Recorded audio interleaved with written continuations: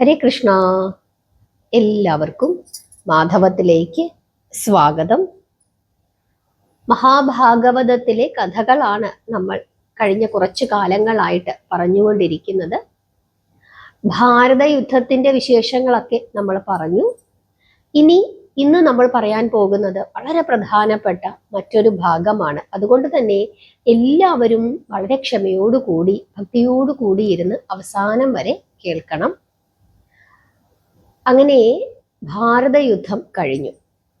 ഭാരതയുദ്ധം കഴിഞ്ഞിട്ട് ധർമ്മപുത്രര് ഹസ്തിനപുരം എന്ന രാജ്യത്തിലെ ചക്രവർത്തിയായി വാഴുകയാണ്. നമുക്കെല്ലാവർക്കും രുക്മിണിയുടെ സഹോദരൻ രുക്മിയെ അറിയാം. രുക്മിണിയെ കൃഷ്ണൻ വിവാഹം കഴിച്ചത് ഒട്ടും ഇഷ്ടപ്പെട്ടിരുന്നില്ല രുക്മിക്ക്. അങ്ങനെ അവർ തമ്മിൽ കൃഷ്ണനുമായി യുദ്ധം തന്നെ ഉണ്ടായി. പിന്നീട് വലിയ ശത്രുതയിലുമായിരുന്നു.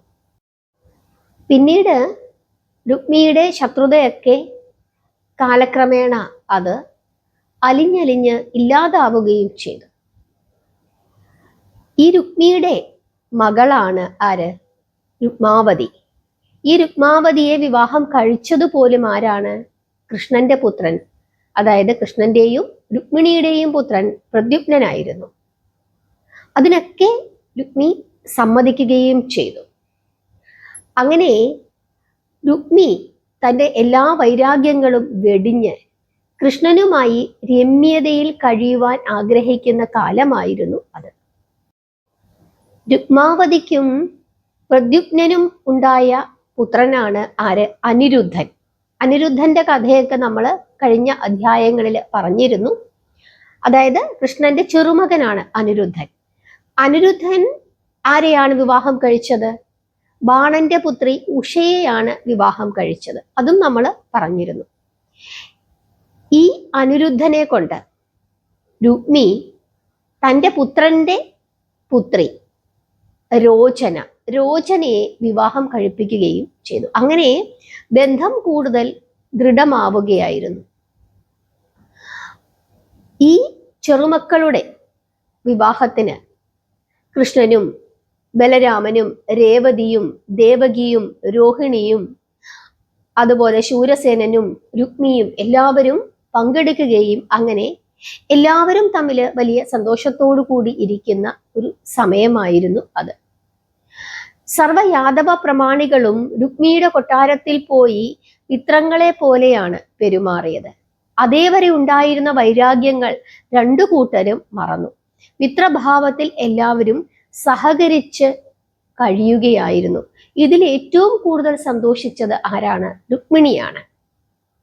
കല്യാണം കഴിഞ്ഞ് കുറേ ദിവസങ്ങൾ കൂടി രുക്മിയുടെ നിർബന്ധപ്രകാരം രാമനും കൃഷ്ണനും ബന്ധുക്കളും ഒക്കെ തന്നെ ഭോജകട എന്ന രാജ്യത്ത് താമസിക്കുകയും ചെയ്തു. രുക്മി താമസിക്കുന്നത് ഭോജകടയിലാണ്. എന്തുകൊണ്ടാണ് രുക്മി ഭോജകടയിൽ താമസിക്കുന്നത് എന്നുള്ള ഭാഗമൊക്കെ ആ കാര്യമൊക്കെ നമ്മൾ രുക്മിണി സ്വയംവരം എന്ന കഥ പറഞ്ഞ സമയത്ത് പറഞ്ഞിരുന്നു. അതുകൊണ്ട് ആ ഭാഗമൊന്നും വീണ്ടും വീണ്ടും ആവർത്തിക്കുന്നില്ല. മഹാഭാഗവതം കഥാരൂപത്തിൽ കേൾക്കണമെന്ന് ആഗ്രഹിക്കുന്ന എല്ലാവരും നമ്മുടെ ചാനലില് പ്ലേലിസ്റ്റില് വൈശാഖം 2026 എന്ന ഒരു ഫോൾഡർ ഉണ്ടാക്കിയിട്ട് അതിനകത്ത് നമ്മൾ ഇതുവരെ പറഞ്ഞ കഥകളൊക്കെ തന്നെ അപ്ലോഡ് ചെയ്തിട്ടുണ്ട്. നിങ്ങൾക്ക് സമയം പോലെ അത് കേൾക്കാവുന്നതുമാണ്. അങ്ങനെ എല്ലാവരും സന്തോഷത്തോടു കൂടി അങ്ങനെ ഇരിക്കുന്ന സമയത്ത് ഈ രുക്മിയുടെ ഒരു സ്നേഹിതൻ കലിംഗ രാജാവ്, അങ്ങനെ കലിംഗനുമായി രുക്മി സംസാരിച്ചു കൊണ്ടിരിക്കുമ്പോൾ ഈ കലിംഗൻ പറയുകയാണ്, അങ്ങിപ്പോൾ ഏറ്റവും വലിയ ഭാഗ്യവാനായി തീർന്നിരിക്കുന്നു. അങ്ങ് വിദർഭയുടെ രാജാവാണ്, ശ്രീകൃഷ്ണന്റെ സ്യാലനാണ്. ദ്വാരകയുടെ അധിപതികളായ രാമകൃഷ്ണന്മാർ അങ്ങയുടെ ബന്ധുക്കളാണ്. അതുവഴി ഹസ്തിനപുരം ചക്രവർത്തിയായ ധർമ്മപുത്രരും ബന്ധു തന്നെയാണ്. അങ്ങനെ നോക്കുമ്പോൾ അങ്ങേപോലെ ബന്ധുബലമുള്ള ഒരു രാജാവ് വേറെ ഉണ്ട് എന്ന് എനിക്ക് തോന്നുന്നില്ല. എല്ലാവരിലും എല്ലാത്തിലും അങ്ങ് പൂജ്യനായി കഴിഞ്ഞിരിക്കുന്നു. എങ്കിൽ തന്നെയും അവരെ അപേക്ഷിച്ച് ഏതെങ്കിലും ഒരു വിധത്തിൽ അങ്ങ് ശ്രേഷ്ഠനാകണം. അതിനൊരു കാര്യം ചെയ്യണം. അങ്ങ് ചൂത് കളിക്കണം. രാജാക്കന്മാർക്ക് ചൂതുകളി നിഷിദ്ധമൊന്നുമല്ല. അങ്ങ് ബലരാമനോട് ചൂത് കളിക്കണം. ബലരാമന് ചൂത് കളിക്കാനൊന്നും അറിയില്ല.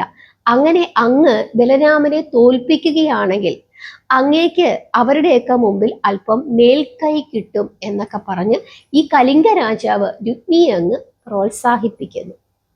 അങ്ങനെ ഈ കലിംഗന്റെ അഭിപ്രായം ശരിയാണ് എന്ന് രുക്മിക്ക് തോന്നുകയും രുക്മി ചൂത് കളിക്കാനായിട്ട് രാമനെ ക്ഷണിക്കുകയും ചെയ്തു. ആദ്യത്തെ കുറച്ചു കളിക്കൊക്കെ രാമൻ അങ്ങ് തോറ്റു. പിന്നെ പിന്നെ രാമൻ ജയിക്കാൻ തുടങ്ങി. അതായത് ബലരാമൻ ജയിക്കാൻ തുടങ്ങി. ബലരാമൻ ജയിച്ചപ്പോഴൊക്കെ രുക്മി പറയുകയാണ് താനാണ് ജയിച്ചത്, ഇത് കള്ളക്കളിയാണ്. അങ്ങനെ പറഞ്ഞ് വാക്കുതർക്കമായി. ആദ്യമൊക്കെ ബലരാമൻ ക്ഷമിച്ചു. പിന്നെ പിന്നെ വീണ്ടും ഇത് രുക്മി ആവർത്തിച്ചപ്പോൾ എപ്പോഴൊക്കെയാണോ ബലരാമൻ ജയിക്കുന്നത് അപ്പോഴൊക്കെ താനാണ് ജയിച്ചത് എന്ന നിലയിൽ പറയാൻ തുടങ്ങി. അതോടുകൂടി ബലരാമന് ദേഷ്യമായി. ആ സമയത്ത് കളി കണ്ടു നിന്നുകൊണ്ടിരുന്ന ആളുകളോട്, സദസ്യരോട് ആരാണ് ജയിച്ചത് എന്ന് ബലരാമൻ ചോദിച്ചപ്പോൾ ഈ രുക്മിയുടെ സുഹൃത്തുക്കൾ എല്ലാവരും, കലിംഗൻ ഉൾപ്പെടെയുള്ള സുഹൃത്തുക്കൾ എല്ലാവരും രുക്മിയാണ് ജയിച്ചത് എന്ന് പറഞ്ഞു. അതോടുകൂടി ബലരാമന് കുറച്ചും കൂടി ദേഷ്യം വന്നു. ആ സമയത്ത് ഒരു അശരീരി കേൾക്കുകയാണ്. എന്താണ് ആ അശരീരി? രുക്മി കള്ളമാണ് പറയുന്നത്, ചൂതിൽ ജയിച്ചത് രാമനാണ്. ഇതാണ് അശരീരി.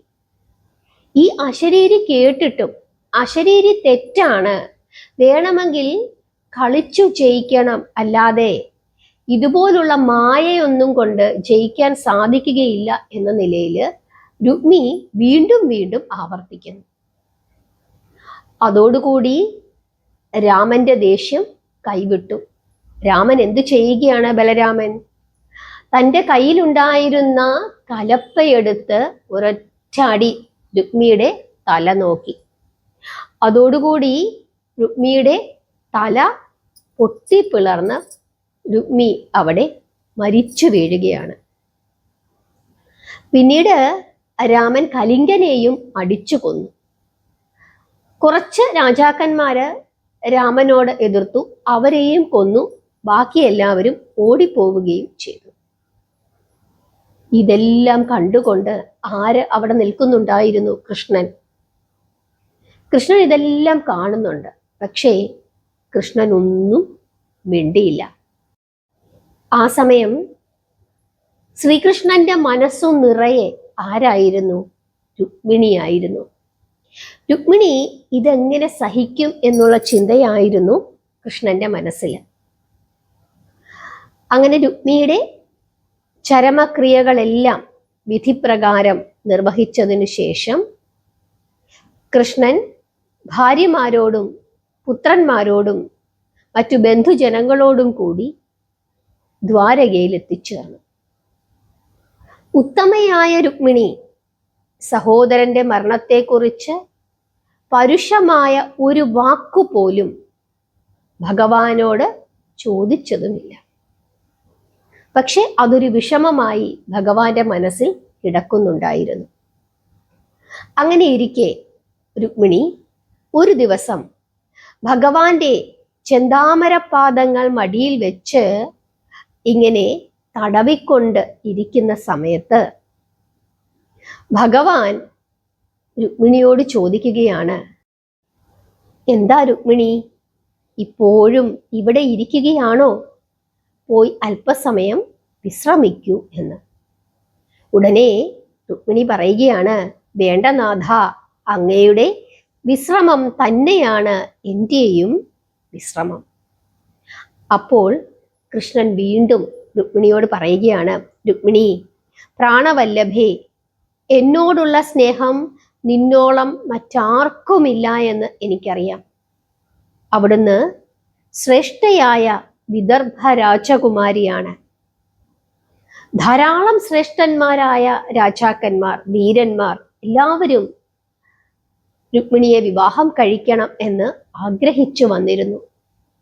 അവരെ എല്ലാം വെടിഞ്ഞ് ദേവി കേവലം ഒരു ഇടയനായ എന്നെ വരിക്കുവാൻ ആഗ്രഹിച്ചു. ദേവിയുടെ സന്ദേശവാഹകനായ ആ ബ്രാഹ്മണൻ വന്ന് എന്നോട് വിവരം പറഞ്ഞപ്പോൾ ആ നിമിഷം തന്നെ ഞാൻ അവിടെ വന്ന് മറ്റു രാജാക്കന്മാരുമായി യുദ്ധം ചെയ്ത് ദേവിയെ വിവാഹം കഴിച്ചു. ഞാൻ അങ്ങനെ ചെയ്തതുകൊണ്ട് ദേവിയുടെ ഭാവി ഞാൻ നശിപ്പിച്ചു എന്നാണ് എൻ്റെ ചിന്ത. ദേവിയെ ഞാൻ വിവാഹം കഴിച്ചില്ലായിരുന്നു എങ്കിൽ ദേവിയുടെ ജ്യേഷ്ഠൻ പറഞ്ഞതുപോലെ ഉന്നതനായ ഒരു രാജാവിൻ്റെ പട്ടമഹിഷിയായി ദേവി ഇന്ന് വാഴുമായിരുന്നു. ഞങ്ങൾക്ക് രാജത്വമില്ല, രാജചിഹ്നങ്ങളുമില്ല, രാജാക്കന്മാർ കൂടുന്നിടത്ത് സ്ഥാനവുമില്ല. ജരാസന്ധനെ പേടിച്ച് ഈ കടലിൽ ഇങ്ങനെ ഒരു തുരുത്തുണ്ടാക്കി കഴിയുന്നു എന്ന് മാത്രം. ദേവിക്കതിൽ യാതൊരു സങ്കടവും ഇന്നേ വരെ ഞാൻ കണ്ടതുമില്ല. ദേവിയുടെ ജ്യേഷ്ഠനാണെങ്കിൽ ഞങ്ങളുടെ കുറവുകൾ എപ്പോഴും കുത്തി കുത്തി പറഞ്ഞ് പരിഹസിക്കുമായിരുന്നു. അന്ന് ആ ചൂത് കളിക്കുന്ന ദിവസം അന്ന് പോലും പല പരുഷമായ വാക്കുകളും പറഞ്ഞ്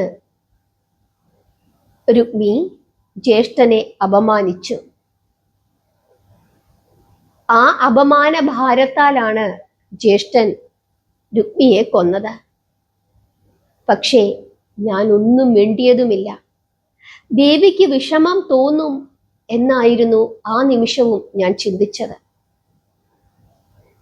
ദേവി വിഷമിച്ചിരിക്കാം, വിഷമിച്ചു. പക്ഷേ ദേവി എന്നോടൊന്നും ചോദിച്ചില്ല. ദേവി പതിവ്രതയാണ്. ഭർത്താവിൻ്റെ കുറ്റം കാണുവാൻ പതിവ്രതയ്ക്ക് കണ്ണുണ്ടാവുകയില്ല.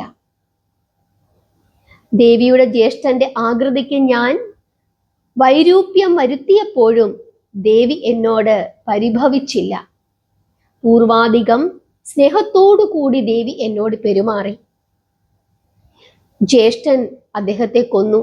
എന്നിട്ടും യാതൊരു വിരോധവും ദേവി എൻ്റെ മുമ്പിൽ കാണിച്ചില്ല. ദേവിയെ കൂടാതെ 7 യുവതികളെ ഞാൻ വിവാഹം കഴിച്ചു. ആ സമയത്തും ദേവി ഒന്നും പറഞ്ഞില്ല. നരകാസുരന്റെ ബന്ധനാലയത്തിൽ കിടന്ന 10,000 യുവതികളെ ഞാൻ ഇവിടെ കൊണ്ടുവന്ന് പാർപ്പിച്ചു. അവിടുന്ന് എൻ്റെ പ്രഥമ ധർമ്മപത്നിയാണ്.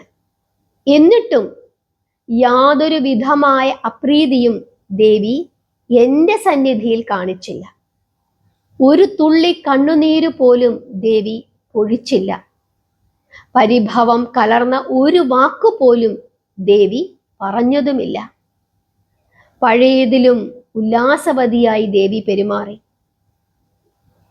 അന്നത്തെ കല്യാണവേളയിലെ ദേവിയുടെ മുഖത്തെ പ്രസന്നത ഇന്നും മങ്ങാതെ തന്നെ പ്രകാശിക്കുന്നു. ഇങ്ങനെ ഉത്തമയായ ഒരു ധർമ്മപത്നിയെ ലഭിച്ച ഞാൻ മഹാഭാഗ്യവാൻ തന്നെ. എത്രായിരം ഭാര്യമാർ എനിക്കുണ്ടായാലും ഞാൻ ദേവിയുടെ പ്രാണേശ്വരൻ ആണ് എന്നുള്ള സത്യം അത് സത്യമാണ്. ഞാൻ നിസ്സംഗനാണ്. വിഷയസുഖത്തിനു വേണ്ടി ഞാൻ ആരെയും പരിഗ്രഹിച്ചിട്ടില്ല. ദേവിക്ക് അതറിയാം. ലോകബോധ്യത്തിനു വേണ്ടി ഞാൻ ഗൃഹസ്ഥാശ്രമം സ്വീകരിച്ചു എന്ന് മാത്രമേ ഉള്ളൂ. ദേവലോകത്തു നിന്നും കൊണ്ടുവന്ന പാരിജാതം ഭാമയുടെ അന്തഃപുരത്തിനടുത്തു നട്ടു. അതിലും ദേവി പരിഭവിച്ചില്ല. പക്ഷേ അതിൽ വിരിയുന്ന പുഷ്പങ്ങൾ വീഴുന്നത് ദേവിയുടെ അന്തഃപുരത്തിൻ്റെ മുറ്റത്താണ്. അതിനുള്ള കാരണം എന്ത് എന്ന് ദേവി ആലോചിച്ചോ? രുക്മിണി, ദേവിയെപ്പറ്റി, ദേവിയുടെ ഗുണങ്ങളെപ്പറ്റി ഞാൻ പറയുകയാണ്. ദേവി ഗർഭത്തിൽ പ്രസവിച്ച ആ പ്രജ അപ്രത്യക്ഷമായി. ആ സമയത്തും ദേവി എന്നോട് പരിഭവിച്ചില്ല. എല്ലാം ദേവി സഹിച്ചു. എൻ്റെ മനസ്സിന് വിഷമമുണ്ടാകരുത് എന്നായിരുന്നു ആ സമയത്തും ദേവി ആഗ്രഹിച്ചത്. അത് ഒരു പതിവ്രതയുടെ ത്യാഗമാണ്. ആ കുഞ്ഞ് ആരാണെന്നും എങ്ങനെ മറഞ്ഞിരിക്കുന്നു എന്നും എപ്പോൾ തിരിച്ചു വരും എന്നും എനിക്കറിയാമായിരുന്നു. ആ വിവരം ആ സമയത്ത് ഞാൻ ദേവിയോട് പറഞ്ഞില്ല. ദേവിയുടെ പുത്രനായ പ്രദ്യുമ്നൻ കാമദേവനാണ്. അവന്റെ പത്നിയായ മായാവതി രതിയാണ്. അവളിൽ അവന് സന്താനമുണ്ടാവുകയില്ല. ആ നിലയിലാണ് രുക്മാവതിയിൽ അവന് അനിരുദ്ധൻ ജനിച്ചത്. രുക്മി മരിച്ചുപോയി എങ്കിലും അദ്ദേഹത്തിന്റെ പുത്രന്റെ പുത്രിയും ദേവിക്ക് ഏറ്റവും അടുത്ത മക്കളായി തീർന്നിരിക്കുന്നു. ഇങ്ങനെ ശ്രീകൃഷ്ണൻ രുക്മിണിയോട് പറയുന്നു. എന്തിനു വേണ്ടിയിട്ടാണ് ഭഗവാൻ ഇങ്ങനെ പറയുന്നത്? സഹോദരന്റെ മരണം മൂലം രുക്മിണിയുടെ ഹൃദയത്തിൽ എന്തെങ്കിലും വിഷമങ്ങൾ ഉണ്ടായിട്ടുണ്ടെങ്കിൽ അത് പരിഹരിക്കുവാൻ വേണ്ടിയിട്ടാണ് ഭഗവാൻ ഈ വിധത്തിലുള്ള സംഭാഷണം രുക്മിണിയോട് പറഞ്ഞത്. കാരണം തൻ്റെ പ്രിയ പത്നിയെ വിഷമിപ്പിക്കുന്നത് ഭഗവാന് സഹിക്കുവാൻ സാധിക്കുമായിരുന്നില്ല. ഇങ്ങനെയുള്ള ഭഗവാന്റെ സംഭാഷണങ്ങളും എല്ലാം കേട്ടതിനു ശേഷം സന്തോഷത്തോടു കൂടി, നിറഞ്ഞ ഹൃദയത്തോടു കൂടി രുക്മിണി പറയുകയാണ്, അങ്ങ് എന്നെ വിവാഹം കഴിച്ചില്ലായിരുന്നു എങ്കിൽ ഞാൻ ഏതെങ്കിലും ഒരു രാജാവിൻ്റെ പട്ടമഹിഷിയായി ഇപ്പോൾ വാഴുമായിരുന്നു എന്ന് അങ്ങ് പറഞ്ഞത് ശരിയാണോ? എനിക്കതിന് സാധിക്കുമോ? അങ്ങ് എന്തിനാണ് അങ്ങനെ പറഞ്ഞത്? ഞാനിപ്പോൾ രാജാവിൻ്റെ അല്ല, രാജാതിരാജന്റെ പട്ടമഹർഷിയാണ് എന്ന് അങ്ങയ്ക്കറിയില്ലേ? ഇങ്ങനെ രുക്മിണി കൃഷ്ണനോട് പറയുന്നു. ഇത് കേട്ടതും കൃഷ്ണൻ തൻ്റെ പ്രിയതമയെ ഗാഠമായി ആലിംഗനം ചെയ്ത് അവളെ ആശ്വസിപ്പിക്കുന്നു. ഹരേ കൃഷ്ണ. ഭാഗവതത്തിലെ ഏറ്റവും മനോഹരമായ ഒരു ഭാഗമാണ് ഇന്ന് നമ്മൾ പറഞ്ഞത്. ഭഗവാന്റെ സ്നേഹം. നിങ്ങൾക്കെല്ലാവർക്കും ഈ ഭാഗം ഇഷ്ടപ്പെട്ടു എന്ന് വിശ്വസിക്കുന്നു. നാമം ജപിക്കുക, പ്രാർത്ഥിക്കുക. ഓം നമോ ഭഗവതേ വാസുദേവായ എന്ന് കമന്റിൽ രേഖപ്പെടുത്തുക. നാമം ജപിച്ചുകൊണ്ടേയിരിക്കുക. ഹരേ കൃഷ്ണ.